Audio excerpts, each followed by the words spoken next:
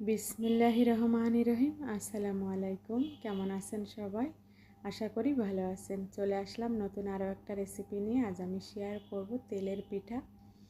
এখানে হচ্ছে কিছু আতপ চাউলের গুঁড়া নিয়েছি, আর এর ভিতরে হচ্ছে আমি এখন দিয়ে দিব 1 কাপের মতো ময়দা।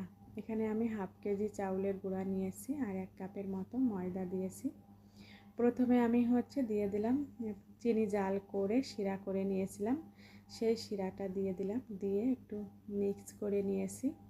আর এখানে আমি দিয়েছি স্বাদমতো লবণ আর হচ্ছে হাফ টিস্পুন বেকিং পাউডার। এরপরে কালার আর ফ্লেভারের জন্য খেজুর গুড়ের শিরা করেছিলাম, সেটাও দিয়ে দিলাম। এখন এটাকেও খুব ভালোভাবে মিক্স করে নিব। মিক্স করা হয়ে গিয়েছে। মাশাআল্লাহ, খুবই সুন্দরভাবে বেটারটাকে রেডি করে নিয়েছি। আর এখন আমি 2 ঘন্টার জন্য রেখে দিব। 2 ঘন্টা পরে চলে আসলাম কিচেনে। চুলায় হচ্ছে কড়াই বসিয়ে দিয়েছি, তাতে তেল দিয়েছি। আর তেলটা এখন গরম হয়ে গিয়েছে, একটু চেক করে নিয়েছি।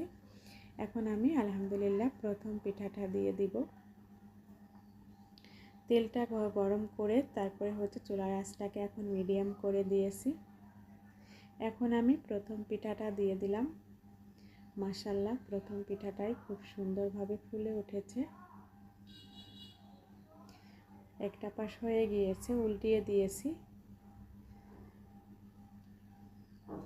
এভাবে করে আমি সবগুলা পিঠাই তৈরি করে নেব একটা একটা করে। আর দেওয়ার সঙ্গে সঙ্গে পিঠাগুলা খুব সুন্দরভাবে ফুলকো ফুলকো হচ্ছিল। আর পিঠা যদি সুন্দর হয় তাহলে বানাতেও ভালো লাগে।